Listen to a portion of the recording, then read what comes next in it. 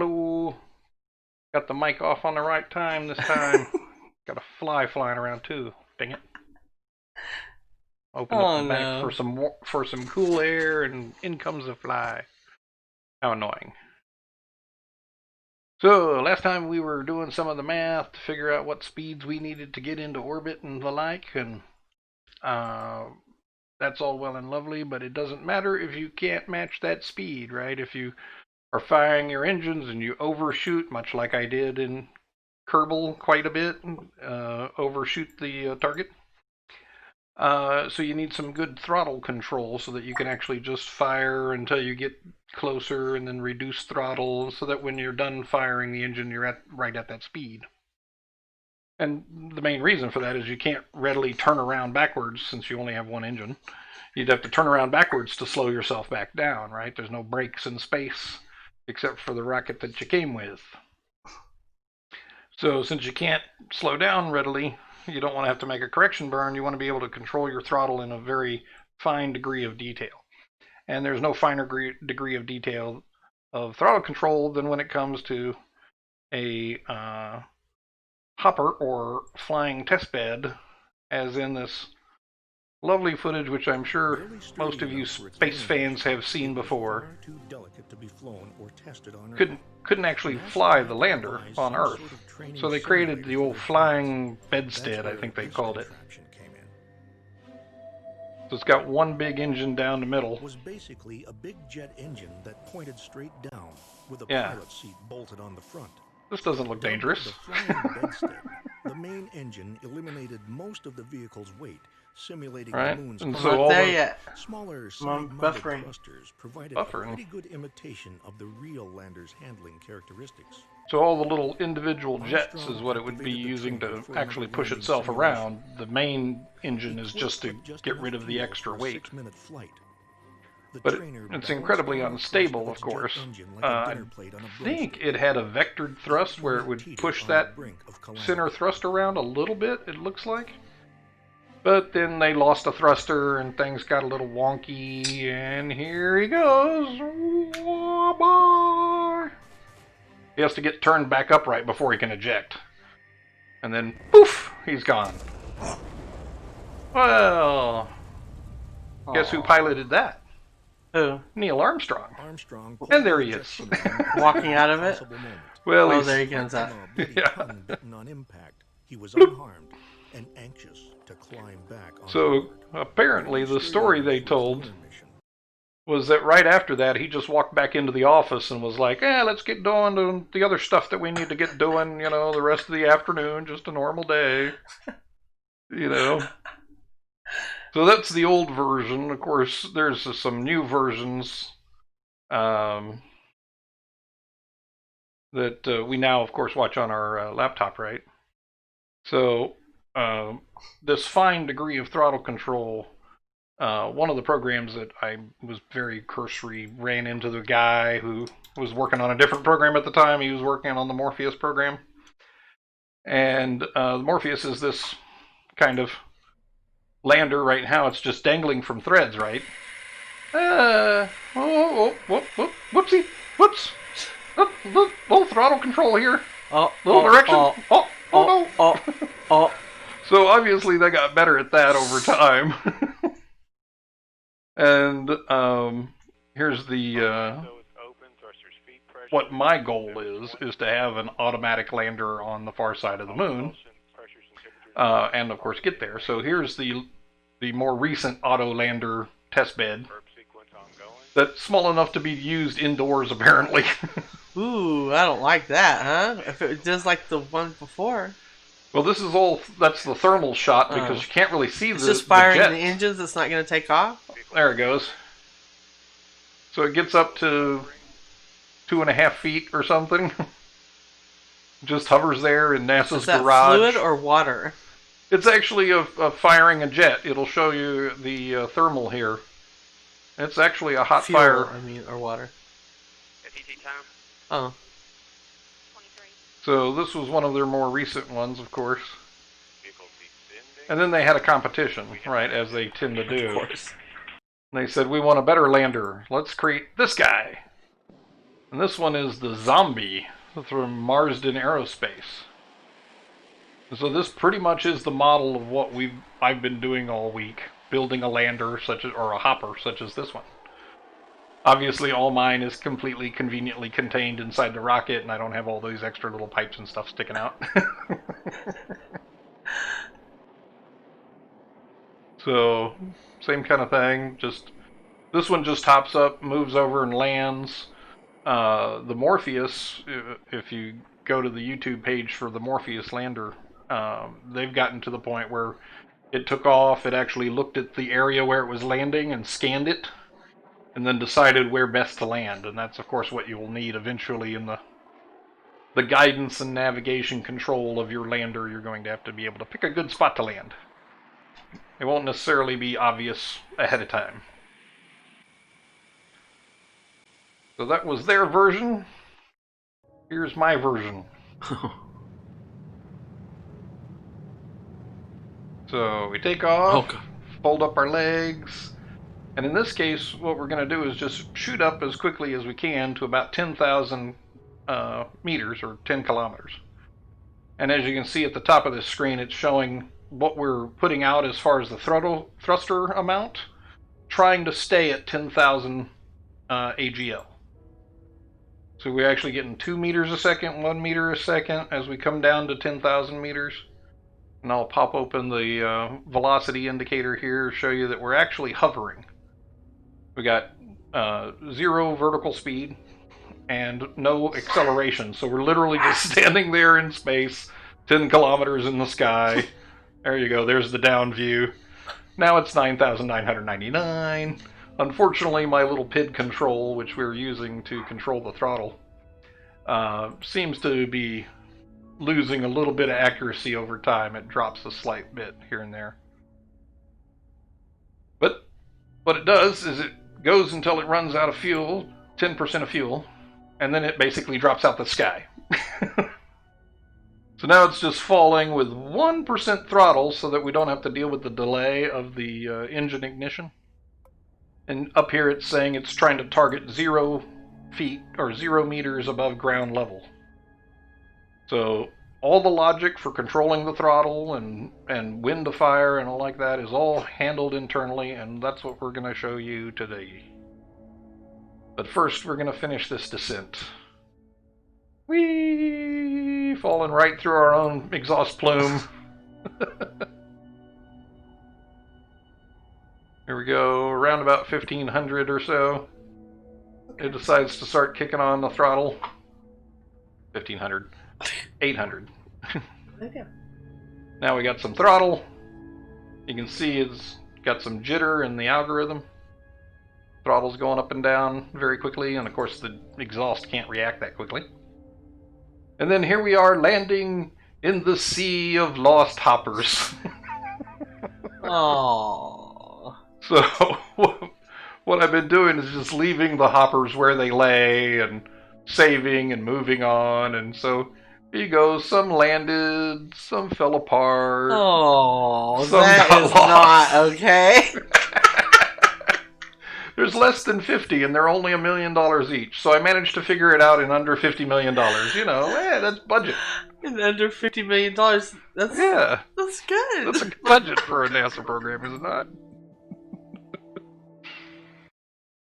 So, after getting into all the fun spots and making a bit of an intro there, that's hilarious. We'll get into the drier, more sciencey and mathy stuff in what is a PID controller. So a PID controller is a methodology of adjusting some output based off of some measured error. So in this case, the error is the difference between my current altitude and the target altitude.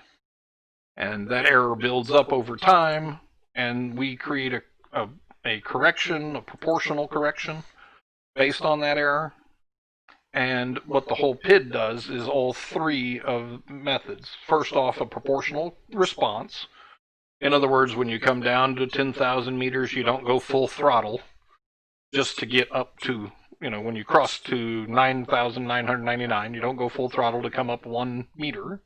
right? You want to have a more gentle response to the difference in the target and the mint altitude. Now, as you've seen before, all of these kind of complicated looking mathematical stuff, which people understand. I understood more straightforwardly when I was in school, but then you forget a bunch of it, right? This is the typical work day. So we get through the descriptions of it. We'll skip down here to the actual core of it, and then, like I say, in a lot of these kinds of cases where you have all of this science and math that might not be most directly understandable, hopefully they'll do something like this and include a bit of pseudocode. And what pseudocode allows you to do is implement what they're talking about without having to get into all the reasons why the math is what it is. I understand it's good to know that from when you're doing this for the first time. And certainly in university, they would go through all the reasons why you would use these terms. But in the practical engineering world, we go straight for the simple conversion. So what the pseudocode specifies is a couple of variables. The prior error, which was the last time we run through this loop. You'll see down here there's a while one, which is the entire loop, right? So we're just going to stay in this loop over and over again. We're going to have some place to store the last error that we measured, a place to store the last integral that we measured, 3 numbers, k, p, I, and d, which is the fancy term would be the coefficients in the formula that are further up on the page. But just to know it as a way of a sense of scale. So you'll see later on what these end up being. They're just a number that the value calculated is multiplied by to sort of say this term is of more importance than the next term. In other words, if kp is actually equal to 0, then you don't care about the proportional term. Whatever it returns, you multiply it by 0, and therefore it goes away. This all comes from the fact that the final output of this PID logic is the k times the error plus the integral constant times the integral plus the derivative constant times the derivative. And the terms integral and derivative are, of course, part of calculus, but ultimately what you can kind of see here, all it really amounts to is this is the actual algorithm. So the first time through, you say our error, our amount of difference between our altitude that we want to keep and our actual altitude. Our altitude we want to keep is 10,000, our actual altitude is 5,000. That's a 5,000 difference, so error is equal to 5,000. Then the integral is the integral prior, which to begin with is 0, right? We set it to 0 to start, so let's just ignore it for the second and just say the integral prior plus the error, which we calculated up here, and times the iteration time, the amount of seconds in between the 2 times we've come through this loop. And in our case, we're doing something to deal with speed, which is meters per second, and thrust, which is newtons per second. And those are connected by time, right? They both involve time. Right. So if you take your error, in this case we said it was 5,000, and you say, well, it took me 1 second between these two for me to get that new value. Well, now that's times 1, right? So it's still 5,000. And the derivative is this difference between the error that it was last time and the error now. So the error prior was 0. The error now is 5,000. 5,000 minus 0 is 5,000. We divide that by the time. So that gives you a error relative to time, and the integral gives you the opposite of that, multiply versus divide. Right? So it's basically the change over unit time. So this is miles or meters per second, since iteration time is a second, and the error is in meters. So you get meters per second is your derivative. And this is meter seconds. So not a term you normally run into, but meters times seconds would be meter seconds. And that's the integral. So these, because you're measuring against a previous value, and you multiply by these constants, so this error value gets multiplied by kp. If that's 0, then this first term of the error is ignored. Plus the ki, which might be 0 as well. So times the integral, which is this term, that becomes 0. So if you put in 0, 0, and 0, you get 0, right? Not a surprise. But then there's bias. And bias is what keeps you away from 0 as the output. Because you may not want to go down to 0. You might not want to turn off your jet engine as we were doing on the way down. We had it left at 1%. So that would be the bias. And that's because in a lot of systems, a lot of rocket systems and other things, there's a little bit of startup time, or there's some issues with startup torque or things like this. So you want to keep the system operational. You don't want to shut it down. So you might have a bias to bring it up a little bit from 0. So then after we've figured out our output value, we make the error prior equal to the current error. Hence, the next time we come through there, we'll have a value that was the error prior, right? Same thing with the integral prior. And then here it says sleep some amount of time. I realize my mouse cursor isn't over where I think it is. So here it says, sleep some length of time. In Vizzy, we're coming into the code. We're actually going to put this in a while true loop. So we're going to be in the code over and over again anyway, and then we conveniently have a value for iteration time that comes out of the system. So without further ado, let us move over into the rocketry system. There's our nice little new Hopp'r. Right? Pretty straightforward. We got a program in the legs to bring them up and down at appropriate times and speeds, so we don't have to deal with it.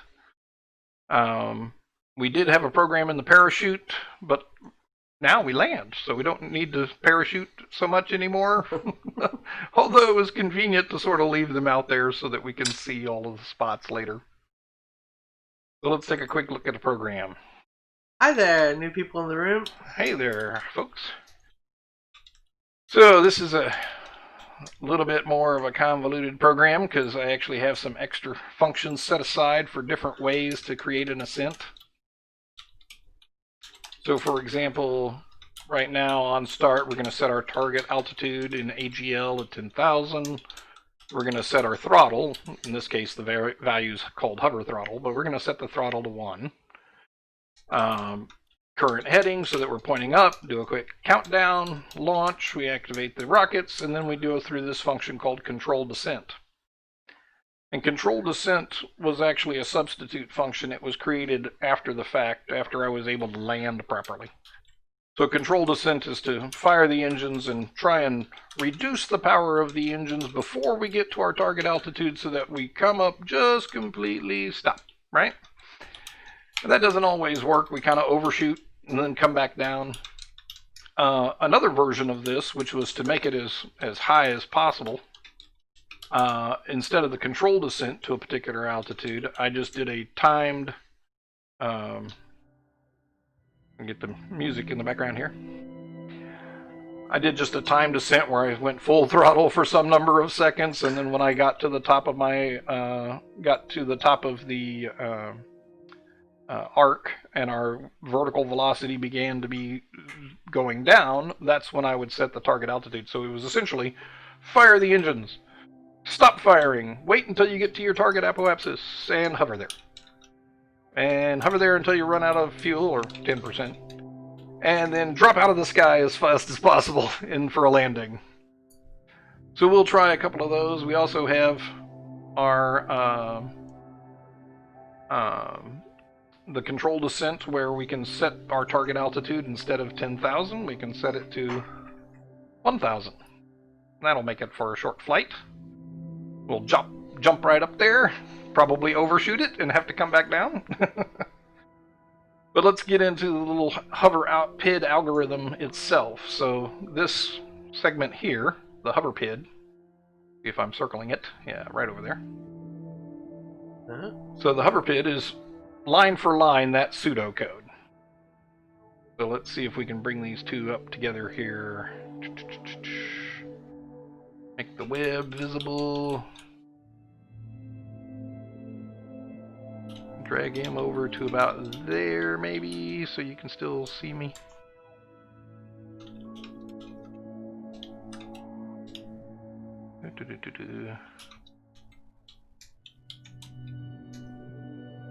That's pretty close. We can almost see it all. There we go. Now we can compare them directly. So, we have the while one, but of course we're actually in a while loop over on the other side of this code. Hover PID is actually called within the while loop here. And this while loop says until our fuel stage is empty, or while we have fuel, and our altitude is above 8 meters. And then we're going to do this logic, which is set the hover PID using these three coefficients. So these three coefficients are the KP,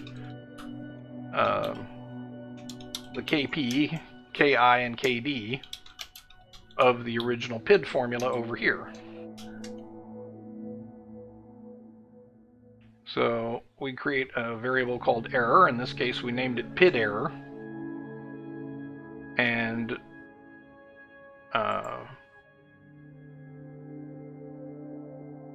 PID error is the desired value minus the actual value, which is the target versus the current. Let me see if I can zoom that in just slightly. Make it a little bit easier to see.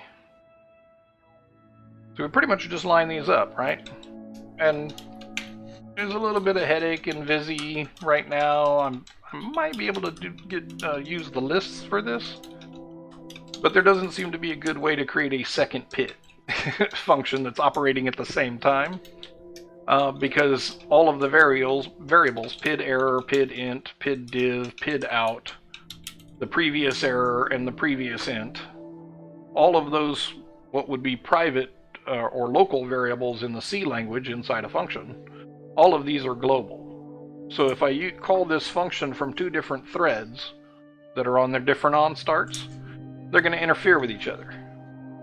So I think next time I'll look into this for next time, but I believe the lists functionality will allow me to create a list named Throttle PID, for example, and it have entries for error and integer and div and previous error and previous int, and so that way you'll have a private set of data for each call to the function. We would just add a parameter here for the name of the list. So it actually, oddly, is very much like Objective-C, where you have a block of data and you pass it to every function that is supposed to do something with that block of data. So as you can see, we got our PID error equals the difference between our values. Our PID integer is the integer prior, plus, I'm double checking while I go here, plus the error times the iteration time, and the iteration time is the frame delta time that is provided from the system. So every time we come through this function, it tells us how long it's been since we last came through. And rather than having a specific sleep statement like we do in the pseudocode, we're just relying on the fact that this function gets called over and over again anyway. So that basically creates these three temporary variables: the error, the integer, and the derivative. In our case, PID error, PID int, and PID div. Those are actually temporary local variables. We could combine all three of these lines into one line of logic, which might be useful to combine these three lines. Okay.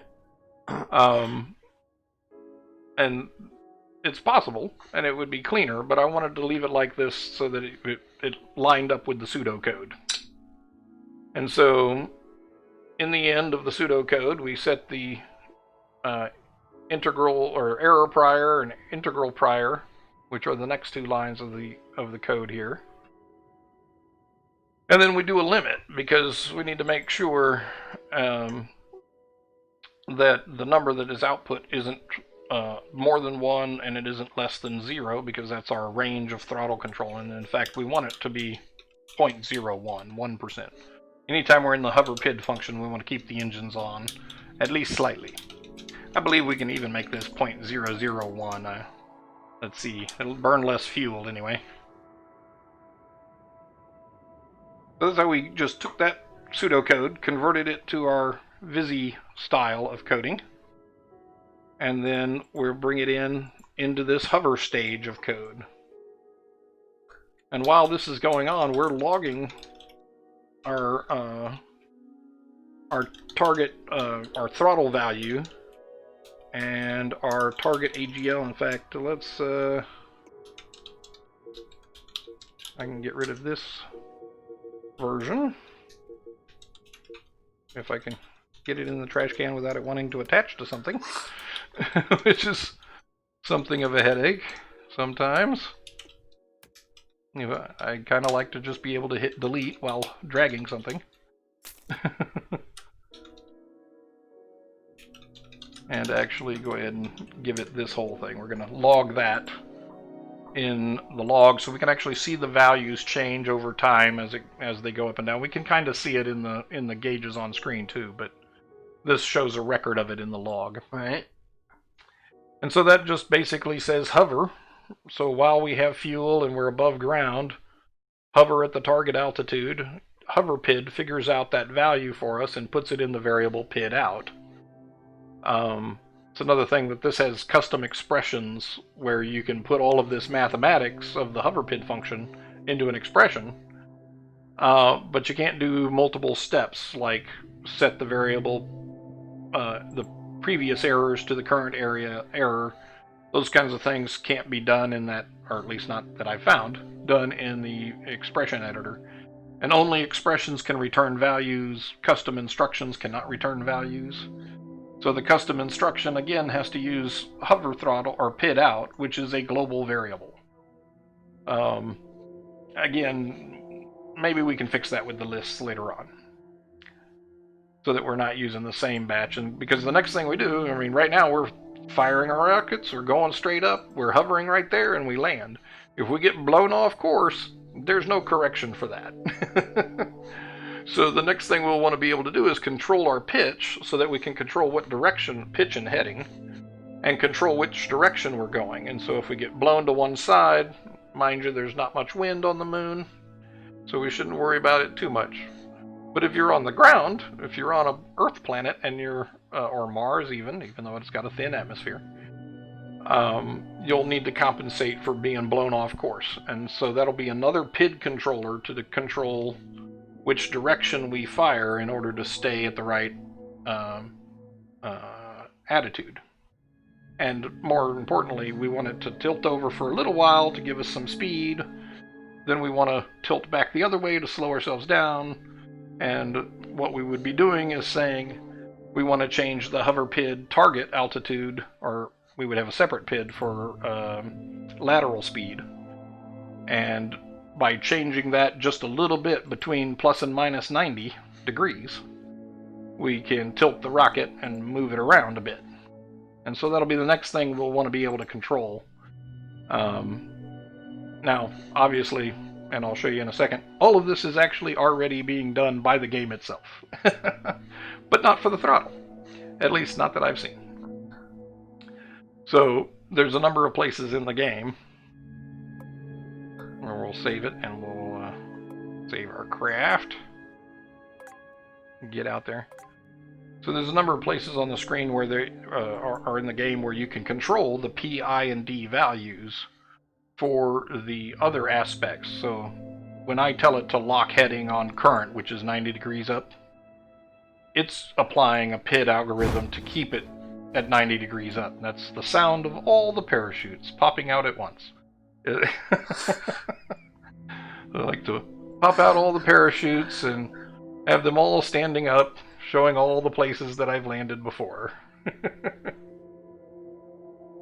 So here we go, we're taking off. We're gonna go up, it should be 1,000, so you'll see we're already tweaking the throttle a good bit. Right. Because we don't want to go too fast and overshoot 1,000 AGL. I did it all in AGL because of course your pictures in the shot. Your pages in the shot. Let us be done with the web for now. There we go. So that's doing okay, but you see it's already slowed down to 4 and 3 meters a second. We got 300 meters to go. So it's hovering now. It's well, almost. So let's pop open the. Yeah, it's almost at hovering. It's just got a little bit of acceleration, and it's going up by 1 meter per second. And that's that PID algorithm constantly adjusting, trying to target that full altitude.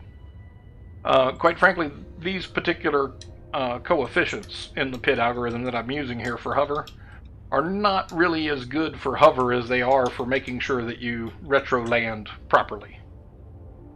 So, I don't know, we may have enough fuel to actually climb up at 1 meter per second the rest of the way to 1,000 here.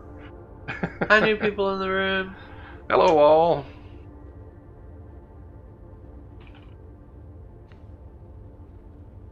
Let's see. We're still keeping the climb. We're sometimes teetering on 2 meters a second. Let's see if we'll get up there before we hit 10% of our fuel. Just barely climbing. Now, we could tweak the coefficients, and there is actually a way to make these coefficients self-tuning. So a self-tuning PID, in fact, is it under performance? It's under autopilot. So here you go, proportional, integral, and derivative. The 3 coefficient values that are being used in the game to maintain currently my upward orientation. So these PID values, I believe, are being used to control when you say things like stay on retrograde and stay on prograde. This PID algorithm is where you can control that. Notice the integral is 0. Apparently, like half of the PID logic in the planet doesn't really use the integral. That article that I showed earlier has some details as to when you go to tune these algorithms, if increasing the P will increase your overshoot of the target. Increasing the I should decrease that overshoot, and increasing the D should help compensate like it's doing here, slowly trying to finally reach up to 1,000 meters. If I put this at 100 meters, it'll completely overshoot it immediately and then come back down and land on it. Which is good, because what I wanted to do in my first test was to land at an altitude above ground, see how well it worked, and then when I ran out of fuel, I just ditched the first stage and popped a parachute, and that's where you see all scattered about down below the various landed ones. Oh, now we've actually hit the throttle point, or the hover point. All that time before was the time descent, or the control descent. Now we're in hover mode. It's saying this is how much throttle. Oh, time to fall. Here we go. Let's make it dramatical. Ah!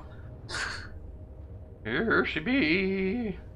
Look at all the dead ones. And here she comes in for a nice soft landing. Right on the edge where it'll stay there when we actually exit and come back in. And then as you can tell, a lot of them survived. They were only hovering 100 meters or so. You knocked them over? Well, no, they were hovering 100 meters up. When it ran out of fuel, I would drop the first stage, so the first stage would land, occasionally break a leg, and then the capsule would land right next to it, sometimes intermixed with it, right? So, there's the Hopp'r killing fields, I guess. Sometimes they crashed with enough ferocity to blow the legs all over the launch pad. Hi, everybody. And so this actually slows the poor thing down tremendously, having what is nearly 50 rockets. A la Elon Musk. Yeah, we managed to land that way. Now, of course, we still have those stages to go. Whee! And out goes the parachute. And we do that so that we kind of mark our spot there where we were. Now, these other ones that are further out are from me trying to... Everybody hates that, I bet. It looks like a bunch of trash. It is.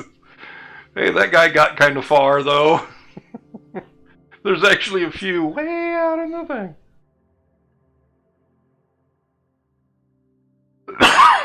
So let's view the command pod on the Hopp'r.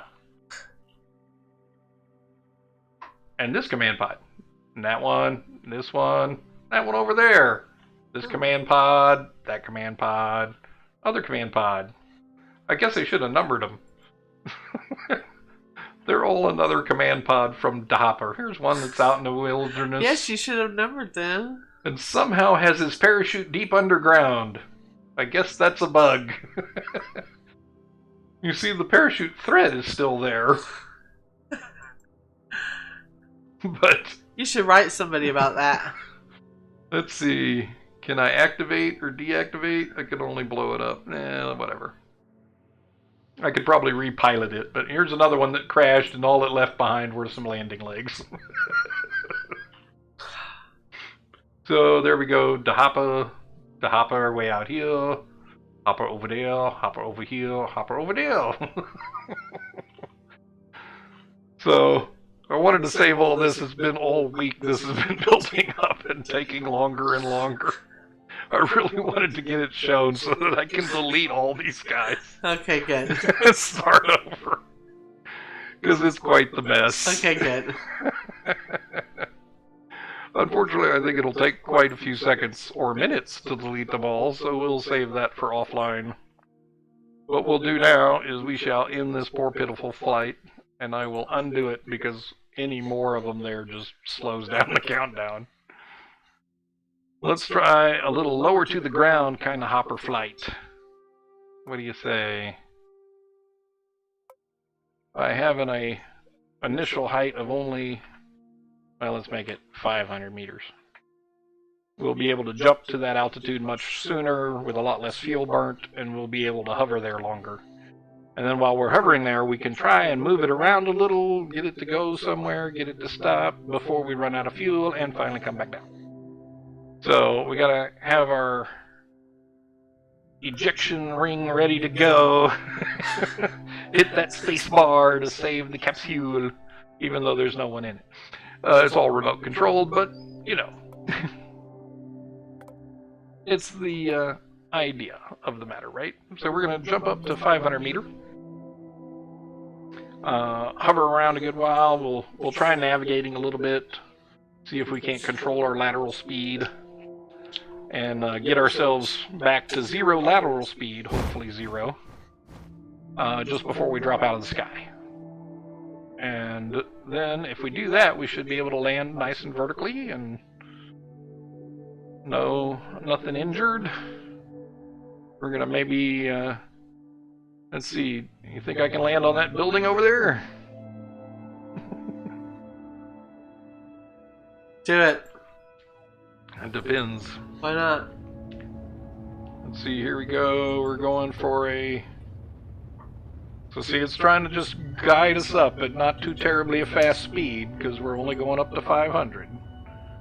So we're not going full throttle on this. In fact, let's go ahead and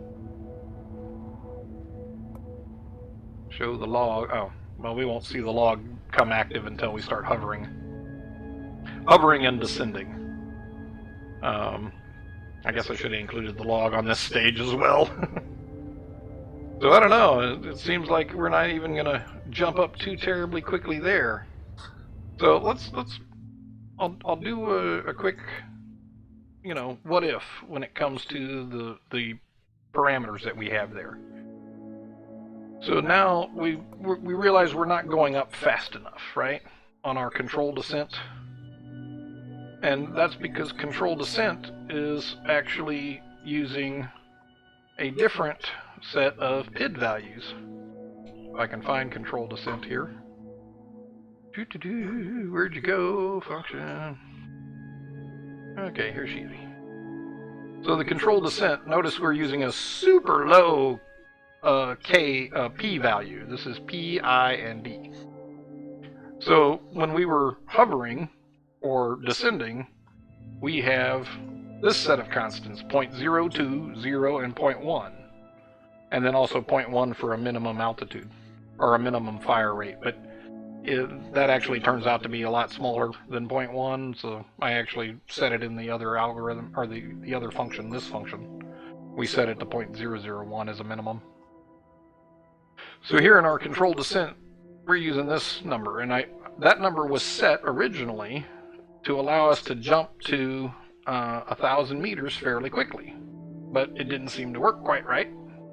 So let's make it a good bit bigger. So we make this number bigger, it leads to more overshoot.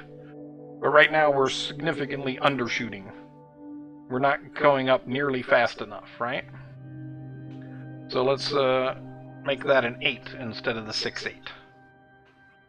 And then the correctional amount, which is the speed, this is the D, derivative amount.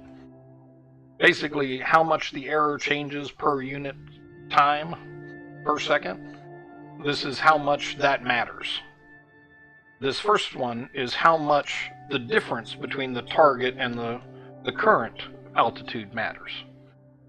And it just so happens that in machine control and rocket control, robot control, in fact that was a robot web page that we got the PID information from, robotics web page.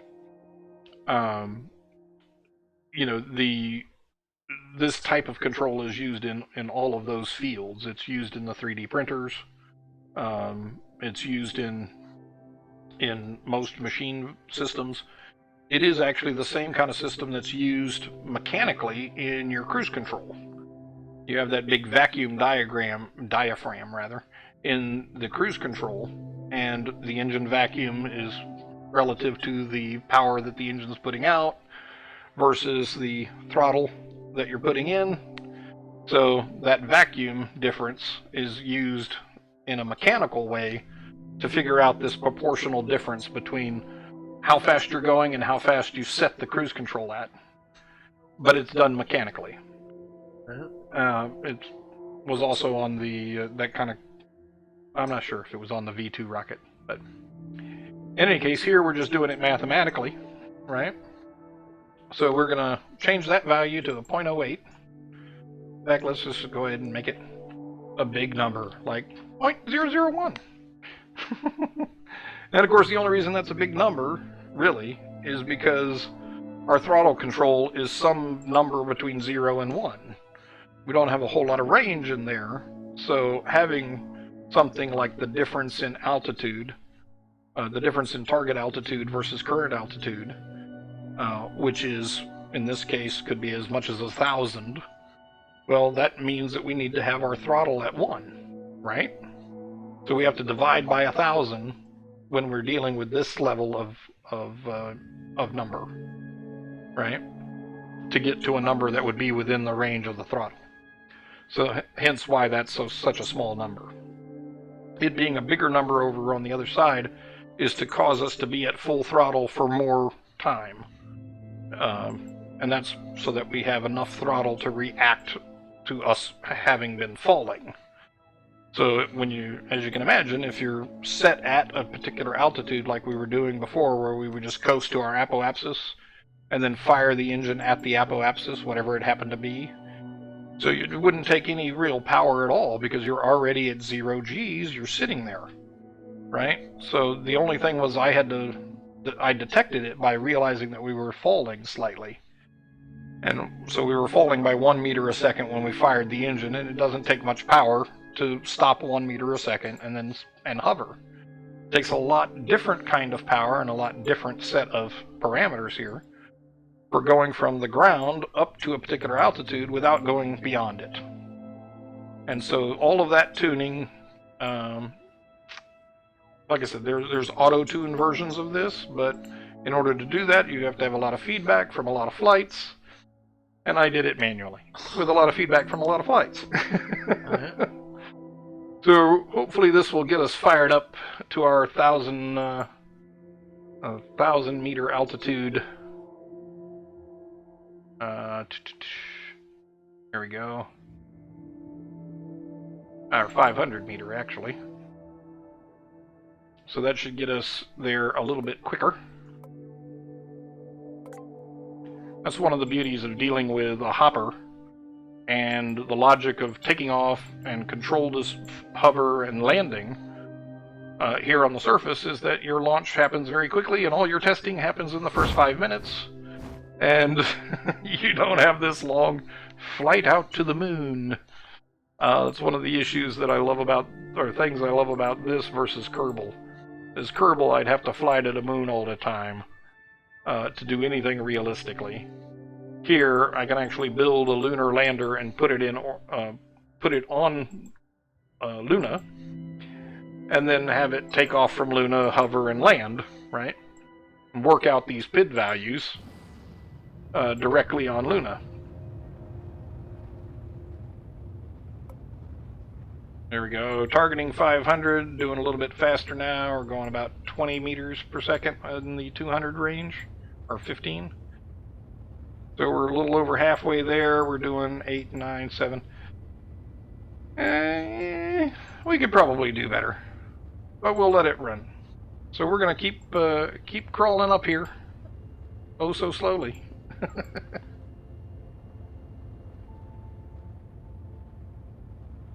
I guess I could show you what happens when we use the other values from the other PID configuration, but you might see it bounce around a lot more. Hey, maybe that'll be fun. Because this might be a while. Let's give her a little 2x speed at least. That'll at least speed it up to where we get up to altitude here and start hovering.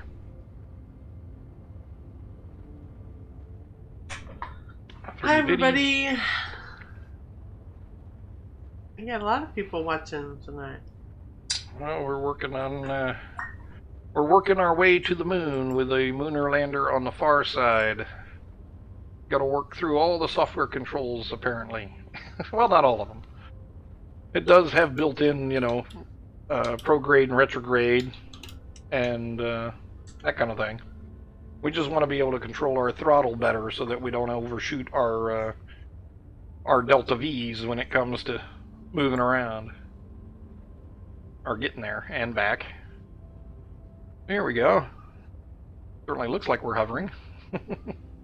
Although we are still going up just ever so slowly. So while we're going up, let's see.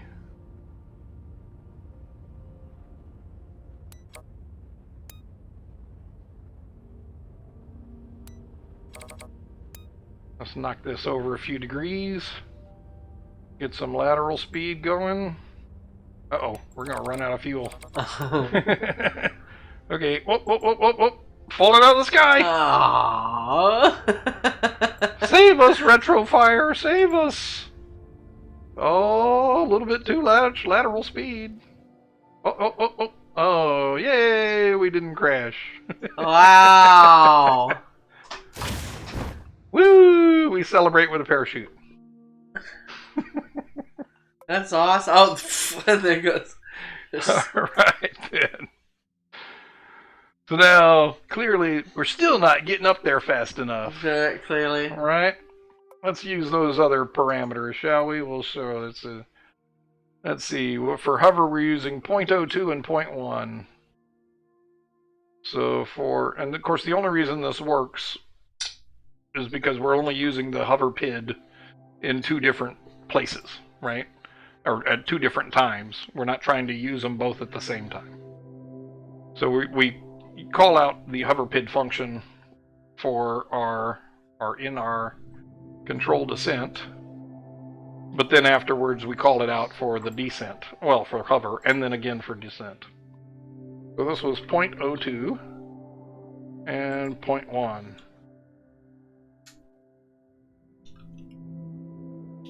And 0.1 on the bias. Now, we do have sliders in the game. There's at least 2. So I think I can custom tie the sliders to the our PID values, right? I could read the slider value in the code, and so I would just have to relaunch, change the slider value, and over and over again, and I wouldn't have to constantly go in to edit the program. It hasn't been too much overhead, but I suppose that would have made things a little bit easier. The downside, of course, is that what would really make it easier is if I was on the ground, or when I was on the ground, I could magically refuel. Because once I've landed, I got no fuel. But get the velocity window open, since that's what we normally are looking at. You see all the slow glick, glick, glick bits. Yeah. That's just, there we go. And it finally breaks free. We should fire, yep. Notice we're firing a whole lot more powerfully. And then we cut it off at about 100 or so. Now we're at 3, we're 4, we're over. Now we're set to throttle or hover at 500 AGL. But we've done overshot it. Yeah, by a big bunch. By a big bunch. But that's okay, because here she comes down, she starts auto-throttling. And our surface speed should decrease pretty much in line with our altitude target. And then it'll fall slightly below, and then it'll say, I gotta correct that. So it'll go up a little. And then it kind of hovers in this, plus or minus 10%-ish range. Seems to be about the best I've gotten so far. I should be able to tune this to where I get exactly 500 and it stays at 500, but close enough. It's a few meters amongst friends, eh? As long as it's above the planet and not below it. So, now that we're finally up here and hovering, we can take a look down through our camera. Oh, God. That's hilarious. Parachute debris. Let's see, where do we want to go? Maybe over to these here launch pads out over here? Let's go over there. So to go over there, we have 40% fuel remaining. Oh, no, no, no, no, no, no. No, no, no, no, no. No, what? Oh. No.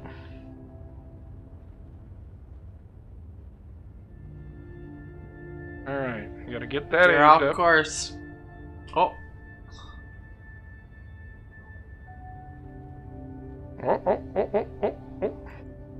Oh, slow down that lateral speed. Get myself back to 90. Almost 90.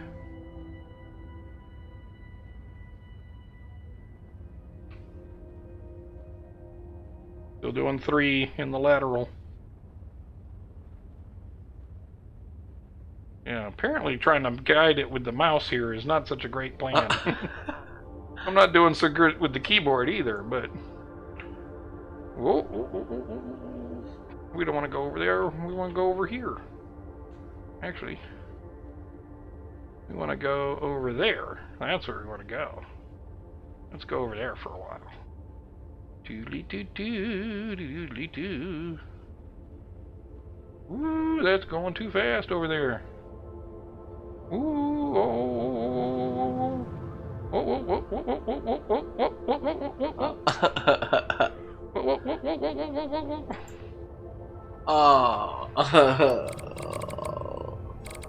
You don't have any stabilizing anything? Oh, not so much. Oh, here we go. Here comes the controlled descent. God. Well, this is our own fault for messing around with a perfectly stable program. Yeah. Oh, kablow. Oh. Well, that didn't go so well. Let's try that again with a little better, finer degree of control. This is all why we want a PID algorithm to control our pitch. PID for pitch. And we have a throttle PID, now we want a pitch PID. The heading PID isn't too problematic, it already will lock us on a heading. So those parameters are just a little bit too rough, weren't they? I jumped up too fast. 0.002. Reduce it by an entire order of magnitude. Actually, I'm not sure how much degree of granularity I would have if I used the slider. I don't know if I could do something like divide it by 100 there. I guess by 10 I did, and not 100.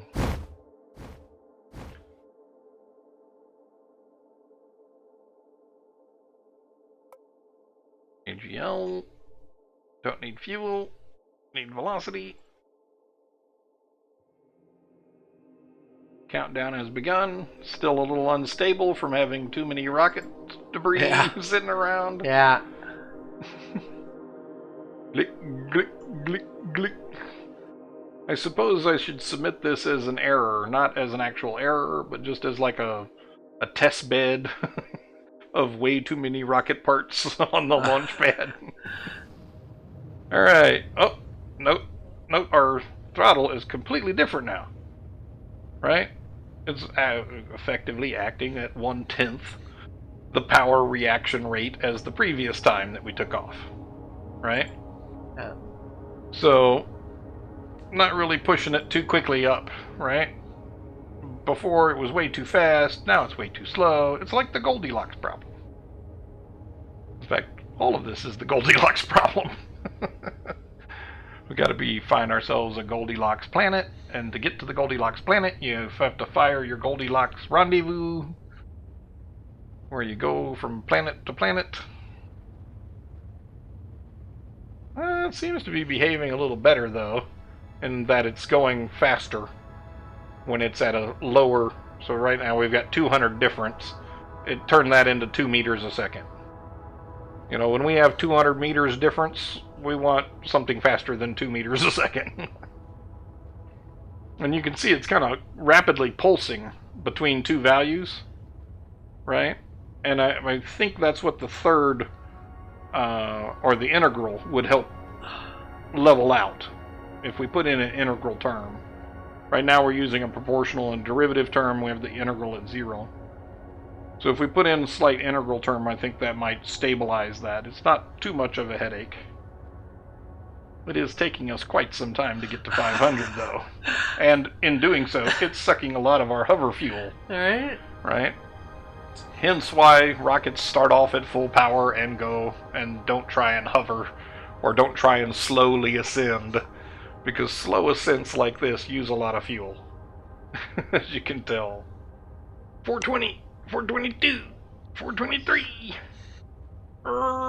Barely. And that you can see the vibration in we're going from 1 meter per second to 0. So if you were standing on this thing, there'd be a constant sort of vibration that you would be feeling. In fact, I wonder if you can see it out the camera here. Not so much. Doesn't even look like we're going to make it to the ascent height. Aww. Well, clearly, 0.02 is too much, and 0.002 is too little. So what's the thing in between? I don't know. I suppose we could take the average, or we could take a wild-ass guess. I'm going to go for the guess. I'm just going to cut the big number in half. Instead of dividing it by 10, I'm going to cut it in half and go with the 0.01 instead. Look at that fly by. Just barely hovering there.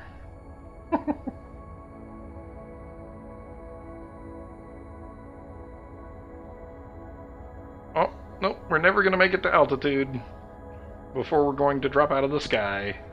And in fact, if we don't make it to altitude or close enough to start the hover routine, I think we're just going to hover, or try to, until we run out of fuel.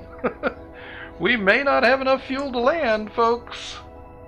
Take your bets. Place your bets. Will we safely land this time? We're not mucking with the directional controls. We're just letting her hover. Aha! We're into the hover. Alright, everybody who thought I'd fail. I didn't think you would fail. Well, all the rest of them. Ah! Here she comes, falling out of the sky. They're all still there watching you. Oh, there we go. That's a good little Muskian shot right there. Oh, yeah. Except for all the crap around it. Boop. Had a little bit of lateral motion there. Yay! Celebration Yay! parachute. Alright, well, that's about an hour. That is 1 hour, exactly. Let's try one more flight where we just go for broke. We're going to let it go, and I have to limit it to 10,000. But we're going to let it go as high as it can, which is about 10,000. And then we're going to just let it hover briefly and then fall out of the sky as fast as possible. How's that sound? Alright. One grand flight for the ages. Alright.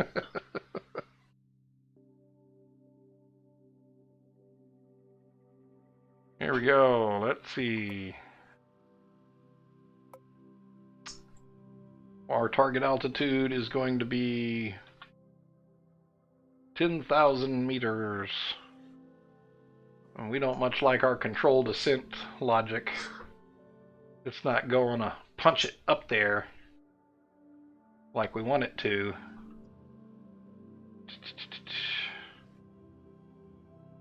Wait. Oh, there's yeah. We don't want the control descent anyway. What we want is the target apo ascent. And target apo ascent is a target apoapsis. Right? Right. And so it basically says launch and keep firing until your target orbit apoapsis is 11,000. And then we shut off the throttle and we coast. And then when we get to whatever our apoapsis will be, and because we're in the atmosphere, it's not going to be 11,000.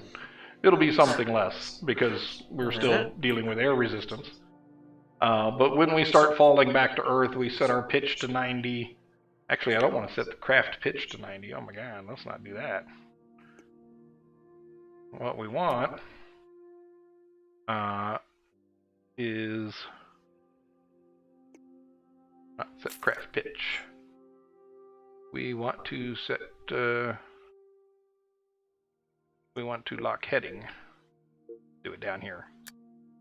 Lock heading on retrograde to keep our rocket pointing down at the ground, right?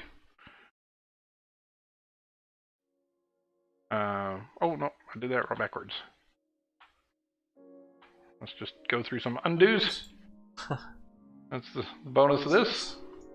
We can get rid of the control descent again and go to our custom instructions. We got our target apo ascent.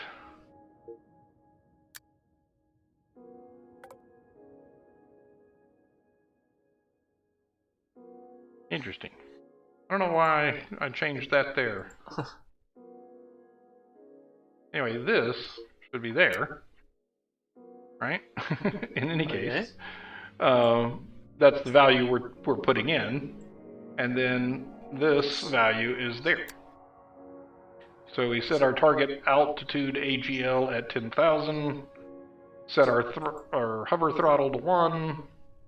It would be helpful if we actually set our throttle to 1 to take advantage of that.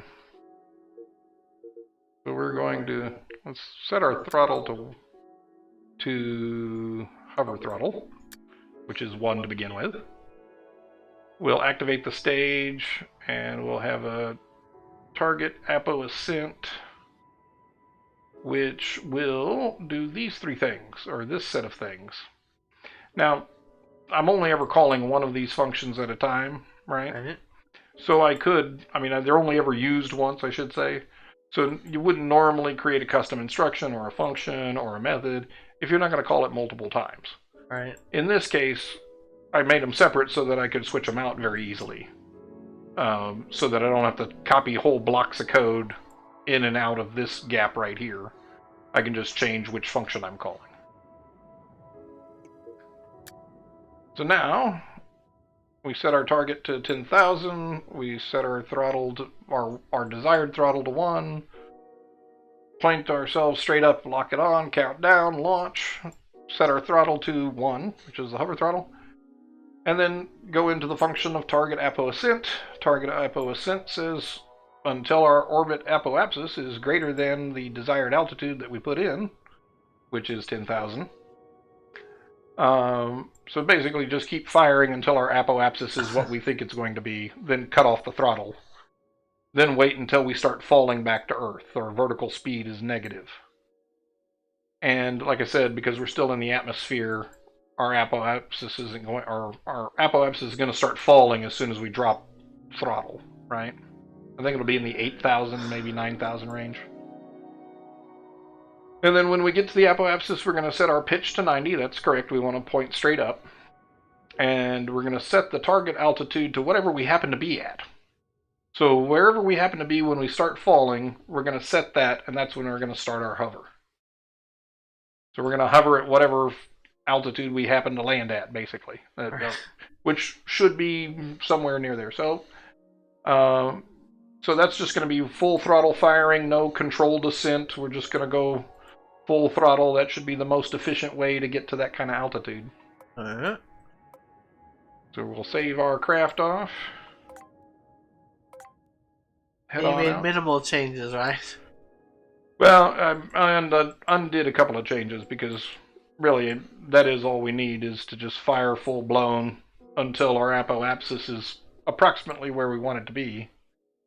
Then when we cut throttle, since we're in the gaseous sphere around this planet Drew, since we're still hovering in Drew's gases. God. That sounds horrible. So gross. So gross. So gross. It's going to present resistance to the forward motion of the craft, and then we shall have issues with our apoapsis dropping. But wherever we start to fall, that's going to be our new target. So we should be all nice and high up in the sky here. In 5, 4, 3, 2, 1, launchings, full throttle. Watch our apoapsis. We're looking for 10,000, well, 10 kilometers. And since it's AGL that we use as our target, there we go, we're halfway there, keep a firing. Get a dramatical view of us flying. Whee! Up in the sky. Oh, we already done killed the throttle. Why'd we kill the throttle already? Why did you? I don't know. Really? It said our apoapsis was going to be 10,000? Well, that's already gone down to 7.8. Oh, we started falling at 74. Oh, I forget. This apoapsis is in not in above ground level, it's above sea level. So it's not the same as the AGL here, but you can see that we're showing our targets. 7442.59. We're managing 7437 meters. So, you know, plus or minus 5 meters, plus or minus the height of the aircraft of the craft. That's about all we can expect, right? So here we are hovering with near zero acceleration, zero vertical speed, just hanging out, taking a view. The temporary ride to a very tall platform, really, because you're not in 0G here, right? We're still inside the atmosphere, so all we're doing is just hanging out at a very high platform. How are you hovering? How am I hovering? Well, I am very tightly controlling the throttle, as shown here, the throttle value being 0.157, sometimes 0.16. And that is maintaining a continuous correction for the fact that as we burn fuel, we become lighter, and therefore we need less thrust to stay at the same altitude. And that continuous calculation would be something complicated and difficult to figure out. Luckily, the PID algorithm, which is used for almost all of this kind of embedded controlling, makes it fairly straightforward. Pretty straightforward mathematics. Obviously, we could tune it a little better. But as you can see, the actual amount of throttle that's necessary as time goes on gets lower and lower and lower. And we do we've kind of corrected. We're at 7.4, we're only 2 off now. Oh, only 1 meter off from our target. Yeah, we're getting closer. And given enough time, it would settle out at that actual target. Here we go, we're using 0.12% thrust. Slowing down just a little bit. Now, there is something at 10,000 where it looks like it switches into a different mode. Like all the math changes and the craft gets all wobbly and everything. And we're done. That's it for the hover. Oh. Now you'll notice we're saying we're going to target 0 above ground level. Alright. And we've got our 0.001 in for our throttle so that we keep our engine firing. Burning some fuel. Here we come running back down. Just running. Just whoa.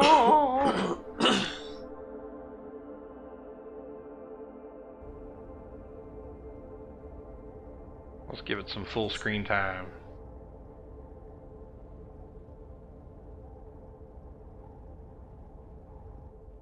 I hate that view. That's useless. These views are good. That's pretty cool. Looking up under it as it gets ready to start retro firing.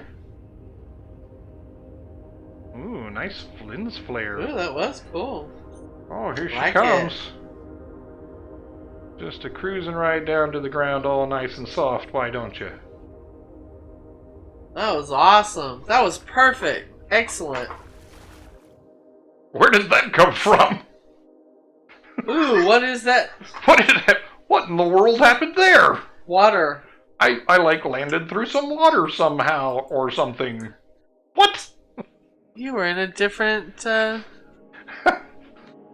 I don't even know how I could have captured that any other way than just filming it, because how would I ever report that? I've been launching and landing 1,000,000 times, and suddenly, one time, there was a puddle of water. It looks like you went through water. Yeah.